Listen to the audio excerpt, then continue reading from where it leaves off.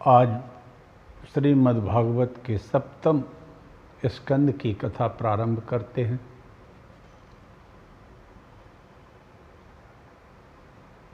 मंगलाचरण के बाद सप्तम स्कंद की कथा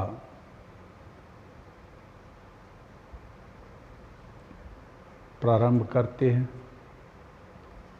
यह कथा भक्त और भगवान के बीच की है। प्रहलाद जी की है, परीक्षित जी के प्रश्न हैं और भगवान सुखदेव जी द्वारा उन प्रश्नों का समाधान है। मंगलाचरण कर लेते हैं। हरि ओम नमो भगवते वासुदेवाय रासमंडलेश्वराय श्री कृष्णाय नमः। ओम पूर्णमदः पूर्णमिदं पूर्णात् पूर्णमुदच्यते पूर्णस्य पूर्णमादाय पूर्णमेवावशिष्यते।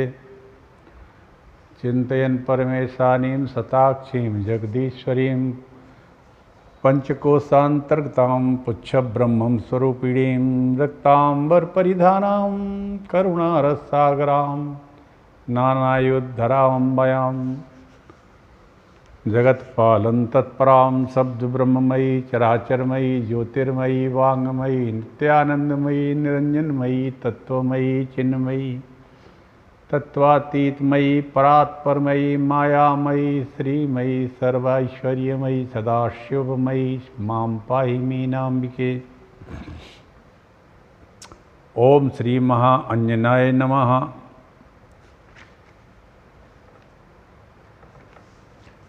नारायणं नमस्कृत्य नरं चैव नरोत्तमं देवीं सरस्वतीं व्यासं ततो जयमुदीरयेत्। सीतानाथ समारंभां श्रीरामानंदार्य मध्यमाम् अस्मदाचार्य पर्यन्तां वंदे श्री गुरु परंपरां। जय जय श्री राधारमण जय जय नवल किशोर जय गोपी चित्त चोर प्रभु जय जय माखन चोर। ओम सच्चिदानंद रूपाय विश्वेत पत्यादि हेतवे तापत्रय विनाशाय श्री कृष्णाय वयं नमः।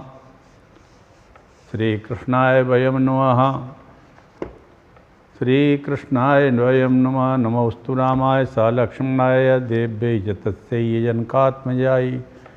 नमोस्तु रुद्रेन्द्रियमानिलेभ्यो नमोस्तु चंद्राग्निमरुद्गणेभ्यः। श्री राम जय जय राम। श्री राम जय जय राम। श्री राम जय जय राम। श्री राम जय जय राम। लकुट मुकुट परिराजित अपराजित है भ्राजित शिखर शिखंड। जय श्री कृष्ण हरे जय श्री कृष्ण हरे जय श्री कृष्ण हरे। निज कुल कुमुद सुधारस वसुधाधर हे मधुर सुधाधर कोस। जय श्री कृष्ण हरे जय जय कृष्ण हरे जय जय कृष्ण हरे। धेनु रेणु कर्ण धारण धेनु रेणु कर्ण धारण पर कारण है नल जन तारण तोष। जय श्री कृष्ण हरे जय श्री कृष्ण हरे जय श्री कृष्ण हरे। लकुट मुकुट परिराजित अपराजित है भ्राजित शिखर शिखंड। जय जय कृष्ण हरे जय जय कृष्ण हरे, जय श्री कृष्ण हरे, राधा कृष्ण हरे, जय श्री कृष्ण हरे। सप्तम स्कंद की कथा प्रारंभ करते हैं। हरि ओम तत्सत। राजा परीक्षित ने पूछा,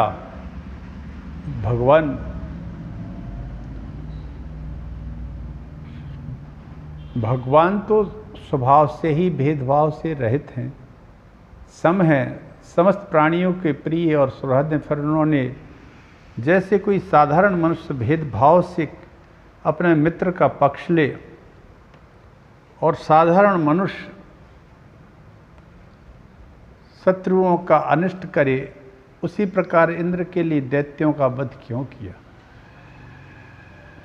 वे स्वयं परिपूर्ण कल्याण स्वरूप हैं, इसलिए उन्हें देवताओं से कुछ लेना देना नहीं है, तथा निर्गुण होने के कारण दैत्यों से तो कुछ विरोध और उद्योग भी नहीं है।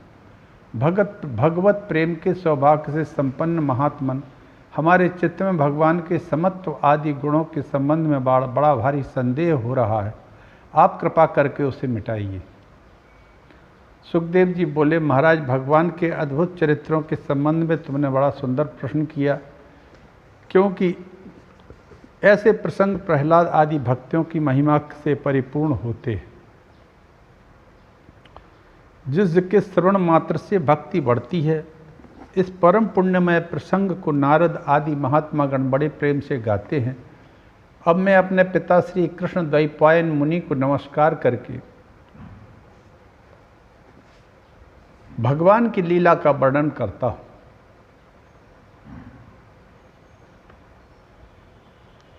वास्तव में भगवान निर्गुण हैं, अजन्मा हैं, अव्यक्त और प्रकृति से परे हैं।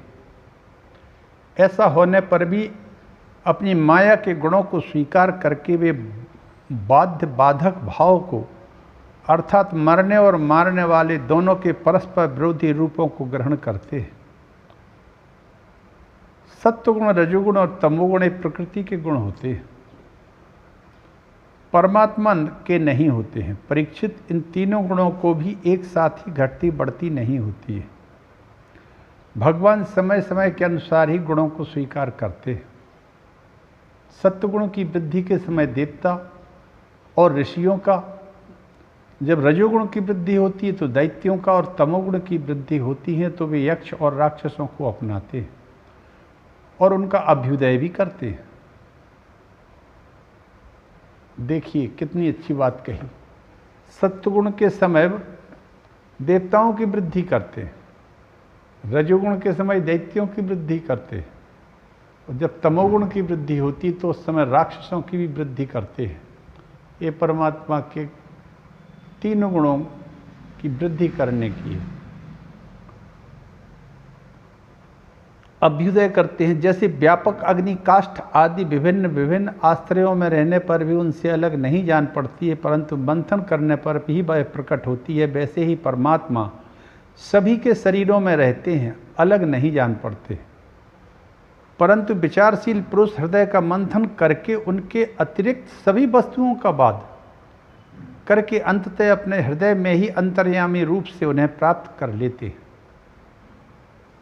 विचारशील पुरुष, भक्त अपने हृदय में भगवान को प्राप्त कर लेते हैं निरंतर भक्ति से,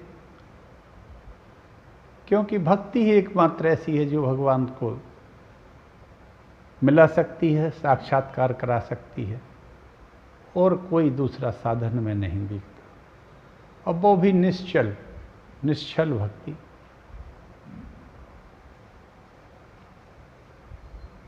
जब परमेश्वर अपने लिए शरीर का निर्माण करना चाहते हैं तब अपनी माया से रजोगुण की अलग सृष्टि करते हैं। जब वे विचित्र योनियों में रमण करना चाहते हैं तब सत्वगुण की सृष्टि करते हैं, और जब वे शयन करना चाहते हैं तब तमोगुण को बढ़ा लेते हैं। भगवान के शयन का समय जो है जब होता है तब तमोगुण बढ़ता है, तम, परीक्षित, भगवान सत्य संकल्प हैं, वे ही जगत की उत्पत्ति के निमित्त भूत प्रकृति और पुरुष के सहकारी एवं आश्रय काल की सृष्टि करते हैं, इसलिए वे काल के अधीन नहीं हैं। काल ही उनके अधीन है। राजन, एक काल स्वरूप ईश्वर जब सत्व गुण की वृद्धि करते हैं तब सत्वमय देवता का बल बढ़ाते हैं और तभी वे परम यशस्वी देव प्रिय परमात्मा देव विरोधी रजोगुणी और तमोगुणी दैत्यों का संहार भी करते हैं। कब? जब सत्वगुण की वृद्धि होती है, करते हैं। वस्तुतः वे हैं सम ही। राजन, इसी विषय में देवर्षि नारद ने बड़े प्रेम से एक इतिहास कहा था। उस समय की बात है जब राजसूय यज्ञ में तुम्हारे दादा युधिष्ठिर ने उनसे इस संबंध में एक प्रश्न किया था। उस महान राजसूय यज्ञ में राजा युधिष्ठिर ने अपनी आंखों के सामने एक बड़े आश्चर्यजनक घटना देखी थी कि चेदी राज शिशुपाल सबके देखते देखते भगवान श्री कृष्ण में समा गया। वहीं देवर्षि नारद भी बैठे हुए थे। इस घटना से आश्चर्यचकित होकर राजा युधिष्ठिर ने बड़े मुनियों से भरी हुई सभा में उस यज्ञ मंडप में ही देवर्षि नारद से यह प्रश्न किया। युधिष्ठिर ने पूछा, अहो, यह तो बड़ी विचित्र बात है कि परम तत्व भगवान श्री कृष्ण में समा जाना तो बड़े बड़े अनन्य भक्तों के लिए भी दुर्लभ है। फिर भगवान से द्वेष करने वाला यह शिशुपाल को कैसे गति मिली? नारद जी, इस रहस्य को हम सभी जानना चाहते हैं। पूर्व काल में भगवान की निंदा करने के कारण ऋषियों के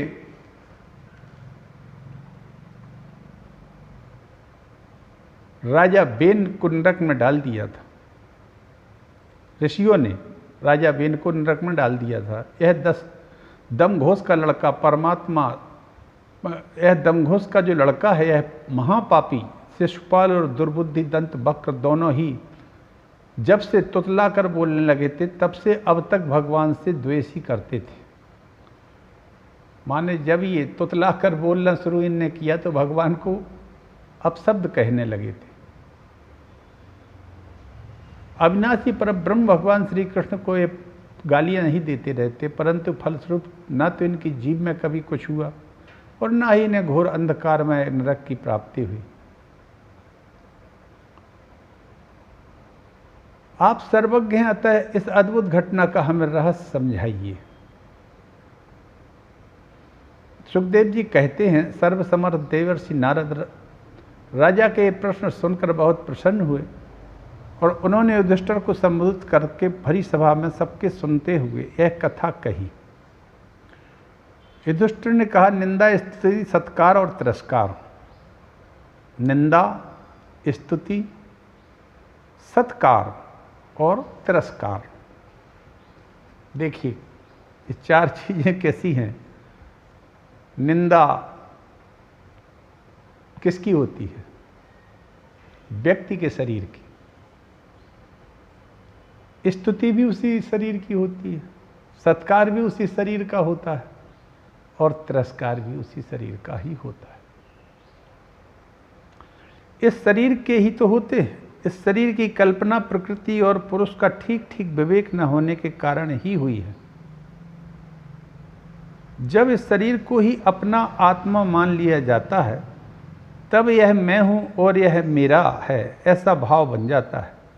यही सारे भेदभाव का मूल है। इसी के कारण ताड़ना और दुर्वचनों से पीड़ा होती है। जिस शरीर में अभिमान हो जाता है कि यह मैं हूँ, उस शरीर के वध से प्राणियों को अपना वध जान पड़ता है। किंतु भगवान में तो जीवों के समान ऐसा अभिमान है नहीं, क्योंकि वे तो सर्वात्मा हैं, अद्वितीय हैं और जो दूसरों को दंड देते हैं वह भी उनके कल्याण के लिए ही, क्रोधवश अथवा द्वेषवश नहीं। भगवान का हर काम कल्याण के लिए ही होता है, न उसमें द्वेष होता है न क्रोध होता है। वे सर्वात्मा है, अद्वितीय हैं। दूसरों को दंड देते हैं वह भी उनके कल्याण के लिए, क्रोधवश अथवा द्वेषवश नहीं। तब भगवान के संबंध में हिंसा की कल्पना तो कैसे की जा सकती है। इसलिए चाहे सुदृढ़ बैर भाव हो या वैरहीन हो, भक्ति भाव से, भय से, स्नेह से अथवा कामना से, कैसे भी हो, भगवान में अपना मन पूर्ण रूप से लगा देना चाहिए। भगवान की दृष्टि में इन भावों में कोई भेद नहीं है। दुष्टर, मेरा तो ऐसा दृढ़ निश्चय है कि मनुष्य वैर भाव में भगवान में जितना तन्मय हो जाता है उतना भक्ति योग से नहीं होता।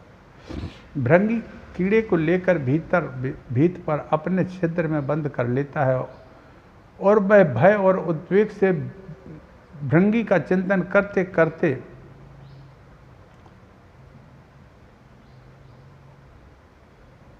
भृंगी कीड़े को लाकर भीत पर अपने छिद्र में बंद कर देता है और वह उद्वेग से भृंगी का चिंतन करते करते उसके जैसा ही हो जाता है। यही बात भगवान श्री कृष्ण के संबंध में भी है।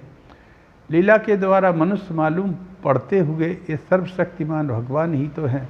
इनसे बैर करने वाले भी इनका चिंतन करते करते पाप रहित होकर इन्हीं को प्राप्त हो जाते हैं। एक नहीं अनेकों मनुष्य काम से, द्वेष से, भय से, स्नेह से अपने मन को पर भगवान में लगाकर एवं अपने सारे पाप धोकर उसी प्रकार भगवान को प्राप्त हुए। भगवान से मिलने के तीव्र काम अथवा तब प्रेम से कंस ने, भय से शिशुपाल, दंत वक्र आदि ने, द्वेष से यदुवंशियों ने, पारिवारिक संबंध से तुम लोगों ने, स्नेह से और हम लोगों ने भक्ति से अपने मन को भगवान में लगाया है। भक्तों के अतिरिक्त जो 5 प्रकार के भगवान का चिंतन करने वाले हैं उनमें से राजा बेन की तो किसी में भी गणना नहीं होती है, क्योंकि उसने किसी भी प्रकार से भगवान में मन नहीं लगाया। सारांश यह है कि चाहे जैसे हो अपने भगवान श्री कृष्ण में तन्मय कर देना चाहिए अपने को। महाराज, फिर तुम्हारे मौसेरे भाई शिशुपाल और दंत वक्र दोनों ही विष्णु भगवान के मुख्य पार्षद हैं।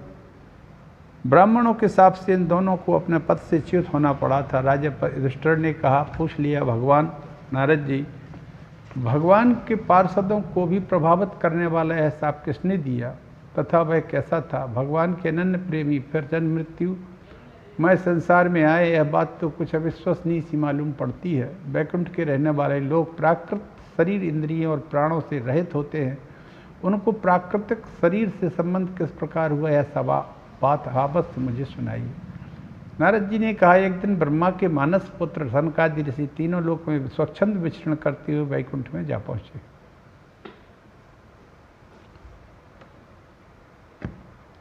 यूँ तो वे सबसे प्राचीन है, परंतु जान पड़ते हैं जैसे मानो 5-6 वर्ष के बच्चे हों, वस्त्र भी नहीं पहनते हैं। उन्हें साधारण बालक समझकर द्वारपालों ने उनको भीतर जाने से रोक दिया। इस पर वे क्रोधित से हो गए और उन्होंने द्वारपालों को यह शाप दिया कि मूर्खों, भगवान विष्णु के चरण तो रजोगुण तमोगुण से रहित हैं। तुम दोनों इनके समीप निवास करने योग्य नहीं हो, इसलिए शीघ्र ही तुम यहाँ से पापमयी असुर योनियों में चले जाओ। उनके इस प्रकार शाप देती ही जब वे वैकुंठ से नीचे गिरने लगे, तब उन कृपालु महात्मा ने कहा, अच्छा 3 जन्मों में इस शाप से को भोग कर तुम लोग फिर इसी वैकुंठ में आ जाने। दुष्टर, वे ही दोनों दिति के पुत्र हुए। उनमें से बड़े का नाम हिरण्यकशिपु था और उससे छोटा जो था वह हिरण्याक्ष था। दैत्य और दानवों के समाज में यही दोनों सर्वश्रेष्ठ थे। भगवान विष्णु ने नरसिंह का रूप धारण कर हिरण्यकशिपु को और पृथ्वी का उद्धार करने के समय महाबराह अवतार ग्रहण कर हिरण्याक्ष को मारा। हिरण्यकशिपु ने अपने पुत्र प्रहलाद को भगवत प्रेमी होने के कारण मार डालना चाहा और उसके लिए उन्हें बहुत सी यातनाएं दी, परंतु प्रहलाद सर्वात्मा भगवान के परम प्रिय हो चुके थे। समदर्शी थे प्रहलाद भक्त लग गया उनके नाम के सामने। इतने तन्मय रहते थे वे प्रभु श्री हरि के स्वरूप में। भगवान के प्रभाव से वे सुरक्षित थे, इसीलिए उनके हृदय में अटल शांति थी। अटल शांति, प्रहलाद के हृदय में अटल शांति थी, जो आज किसी में नहीं है। आज प्रत्येक व्यक्ति अशांत है और अशांत व्यक्ति कभी भी अपने वास्तविक उद्देश्य में सफल नहीं हो पाता है। अशांत व्यक्ति कितना ही पैसा इकट्ठा कर ले, भौतिक साधन इकट्ठे कर ले, लेकिन वो अशांत ही रहेगा, शांति नहीं उसको मिल सकती उसमें, क्योंकि उसके हृदय में शांति है ही नहीं।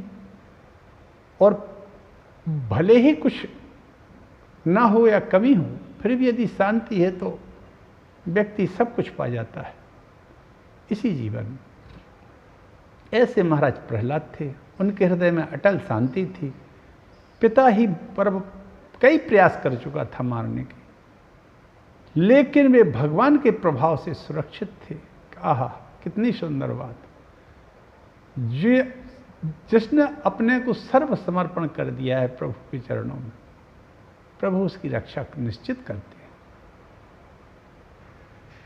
इसलिए तरह तरह से चेष्टा करने पर भी हिरण्यकशिपु उनको मार डालने में समर्थ नहीं हुआ, जबकि हिरण्यकशिपु अत्यंत पराक्रमी था, वरदान थे उसको कई तरह के। युधिष्ठिर वे दोनों विश्रवा मुनि के द्वारा केसनी के गर्भ से राक्षसों के रूप में फिर पैदा हुए। उनका नाम रावण और कुंभकर्ण था। उनके उत्पातों से सब लोगों में आग सी लग गई थी। उस समय भी भगवान ने उन्हें साप छुड़ाने के लिए राम रूप से उनका वध किया। युधिष्ठिर, मार्कंडेय मुनि के मुख से तुम भगवान श्री राम का चरित्र सुनोगे। वे ही दोनों जय विजय इस जन्म में तुम्हारी मौसी के लड़के शिशुपाल और दंत वक्र के रूप में क्षत्रिय कुल में उत्पन्न हुए थे। भगवान श्री कृष्ण के चक्र का स्पर्श प्राप्त करते हो जाने से उनके सारे पाप नष्ट हो गए और वे सनकादि के शाप से मुक्त हो गए। वैर भाव के कारण निरंतर ही वे भगवान श्री कृष्ण का चिंतन किया करते थे। जिससे वैर होता है उसका चिंतन व्यक्ति रात दिन करता रहता है। शत्रु का चिंतन तो करते ही रहेंगे, कई प्रकार का भय के कारण करेंगे, लोभ के कारण करेंगे, या उसको जीतने के कारण करेंगे। ऐसे शत्रु का चिंतन लगभग सभी करते हैं और वही एक कथा चलती रहती है। ऐसा हमने अपने आज के वातावरण में भी देखा है। विरोधी का निरंतर कथा से चलती रहती है, विरोधियों की। तो वैरभाव के कारण वे निरंतर भगवान के चिंतन करते करते तीव्र तन्मयता के कारण भगवान को प्राप्त हो गए और पुनः उनके पार्षद होकर उनके समीप गौलोक धाम चले गए, वैकुंठ भी चले गए। युधिष्ठिर ने पूछा, भगवान हिरण्यकशिपु ने अपने स्नेह भाजन पुत्र प्रहलाद से इतना द्वेष क्यों किया? फिर प्रहलाद तो महात्मा थे। साथ ही यह भी बतलाइए कि किस साधन से प्रहलाद भगवानमय हो गए। हिरण्याक्ष का वध होने पर हिरण्यकशिपु का अपनी माता और कुटुंबियों को समझाना।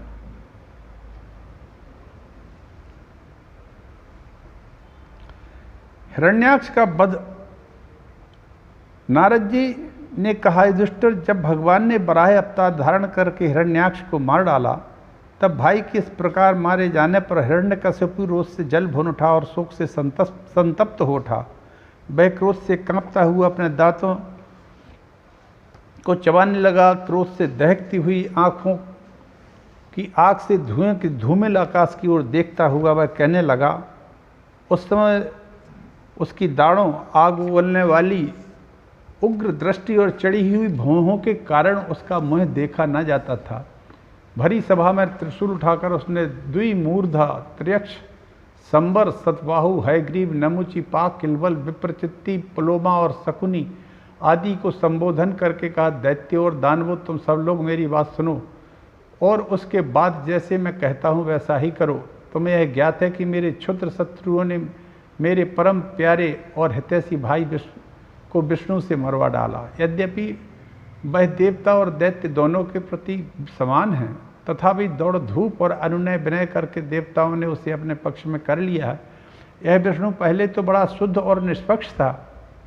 कैसी अच्छी अच्छी बातें कर रहा है हिरण्यकशिपु भगवान श्री हरि के बारे में, कि यद्यपि यह विष्णु पहले तो बड़ा शुद्ध और निष्पक्ष था, परंतु अब माया से बराह आदि रूप धारण करने लगा है और अपने स्वभाव से च्युत हो गया है। बच्चे की तरह जो उसकी सेवा करे उसी की यह हो जाता है। उसका चित्त स्थिर नहीं है। अब मैं अपने इस शूल से उसका गला काट डालूंगा और उसके खून की धारा से अपने रुद्र प्रेमी भाई का तर्पण करूंगा। तब कहीं मेरे हृदय की पीड़ा शांत होगी। उस मायावी शत्रु के नष्ट होने पर, पेड़ की जड़ कट जाने पर डालियों की तरह सब देवता अपने आप सूख जाएंगे, क्योंकि उनका जीवन तो विष्णु ही है। इसलिए तुम लोग इसी समय पृथ्वी पर जाओ। आजकल वहाँ ब्राह्मण और क्षत्रियों की बहुत बढ़ती हो गई है। वहाँ जो लोग तपस्या, यज्ञ, स्वाध्याय, व्रत, दान आदि शुभ कर्म कर रहे हो, उन सबको मार डालो। विष्णु की जड़ है ब्राह्मणों का धर्म कर्म, द्विजातियों का धर्म कर्म, क्योंकि यज्ञ और धर्म ही उसके स्वरूप हैं। यज्ञ और धर्म विष्णु के ही स्वरूप है, धर्म कर्म विष्णु के ही स्वरूप है। ब्राह्मण भी भगवान विष्णु के ही स्वरूप है। इसलिए इनको सबको मार डालो ताकि अधर्म बढ़ जाए। ऐसा प्रायः देखने में हमेशा आता रहा है, आता रहता है। अभी पिछले 2 वर्ष पहले पालघर में 3 महात्माओं का बड़ी निर्दयता से महाराष्ट्र में हत्या कर दी गई थी, जिनका कोई दोष ही नहीं था। वो सूरत एक अपने आश्रम को जा रहे थे महात्माओं के। ऐसा आज भी हो रहा है, होता है। देवता, ऋषि, पितर, समस्त प्राणियों और धर्म का वही परमाश्रय है। जहाँ जहाँ ब्राह्मण, ये कितनी बड़ी बात हो रही है, देखिए आप। जहाँ जहाँ वो क्या कह रहा है हिरण्यकश्यप, जहाँ जहाँ ब्राह्मण, गाय, आज गाय की हालत बहुत खराब है। गौवध हो रहा है, गौ हत्याएं हो रही हैं, गौवंश को खत्म किया जाता है, यहाँ तक कि गौमांस का भोजन होने लगा है। जहाँ जहाँ ब्राह्मण और गाय, वेद, वर्ण, आश्रम, धर्म कर्म हो, उन देशों में तुम लोग जाओ और उन्हें जला दो, उजाड़ दो, हत्याएं करो। दैत्य तो स्वभाव से ही लोगों को सताकर सुखी होते हैं। दैत्यराज हिरण्यकश्यप की आज्ञा उन्होंने बड़े आदर से सिर झुकाकर स्वीकार की। उसी के अनुसार जनता का नाश करने लगे, हत्याएं करने लगे। उन्होंने नगर, गांव, गऊओं के स्थान, बगीचे, खेत टहलने के स्थान, गौशालाएं, गौचर जमीन, भूमि, रहने के स्थान, बगीचे, खेत, ऋषियों के आश्रम, रत्न आदि की खदानें, किसानों की बस्तियां, गांव, अहीरों की बस्तियां और व्यापार के बड़े बड़े केंद्र और नगरों को जला डाला। कुछ दैत्यों ने खोदने के शस्त्रों से बड़े बड़े पुल पर कोटे नगर के को फोड़ तोड़ दिया। दैत्यों ने निरीह प्रजा का बड़ा उत्पीड़न शुरू कर दिया। इस प्रकार दैत्यों ने निरीह प्रजा का बड़ा उत्पीड़न किया। उस समय देवता लोग स्वर्ग छोड़कर छिपे रूप से पृथ्वी में विचरण करते थे। युधिष्ठिर भाई की मृत्यु से हिरण्यकश्यप को बड़ा दुख हुआ। जब उसने उसकी अंत्येष्टि क्रिया से छुट्टी पा ली, तब शकुनि, संवर, धृष्ट, भूत, संतापन, कालनाभ आदि हरि, मस्त्रु और उत्कच अपने भतीजों को सांत्वना दी। उनकी माता रुषा भानु को, अपनी माता दिति को देश काल के अनुसार मधुर वाणी से समझाते हुए कहा, माँ, बहू और पुत्रों, तुम्हें वीर हिरण्याक्ष के लिए किसी प्रकार शोक नहीं करना चाहिए। वीर पुरुष तो ऐसा चाहते हैं कि लड़ाई के मैदान में अपने शत्रु के सामने उसके दांत खट्टे करके ही प्राण त्यागे। वीरों के लिए ऐसी ही मृत्यु उचित है। देवी उस प्याऊ पर बहुत से लोग इकट्ठे हो जाते हैं, परंतु उनका मिलना जुलना थोड़ी देर के लिए ही होता है। वैसे ही अपने कर्मों के फेर से देव बस जीव भी मिलते हैं और बिछुड़ते हैं। वास्तव में आत्मा तो नित्य अविनाशी, शुद्ध, सर्वगत, सर्वज्ञ, देह इंद्रियों से पृथक है। वह अपनी अविद्या ही देह आदि की सृष्टि करके भोगों के साधन सूक्ष्म शरीर को स्वीकार करता है। जैसे हिलते हुए पानी के साथ प्रतिबिंब होने वाले वृक्ष भी हिलते जान पड़ते हैं और घुमाई जाती हुई आँख के साथ सारी पृथ्वी घूमती दिखाई देती है। कल्याणी, वैसे ही विषयों के कारण मन भटकने लगता है और वास्तव में तो निर्विकार होने पर भी उसी के समान आत्मा भी भटकता हुआ सा जान पड़ता है। उसका स्थूल और सूक्ष्म शरीर से कोई भी संबंध नहीं है, फिर भी वह संबंध या सब जान पड़ता है, सब प्रकार से शरीर रहित आत्मा को समझ लेना चाहिए। यही तो अज्ञान है। सब प्रकार से शरीर रहित आत्मा को शरीर समझ लेना। आत्मा शरीर नहीं है, लेकिन आत्मा को ही शरीर समझ लेना अज्ञान है। इसी से प्रिय अथवा प्रिय वस्तुओं का मिलन और बिछुड़ना होता है।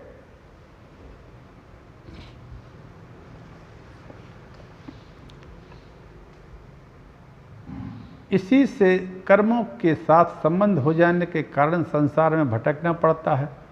जन्म मृत्यु अनेकों प्रकार के शोक, अविवेक, चिंता और विवेक की स्मृति सबका कारण अज्ञान है।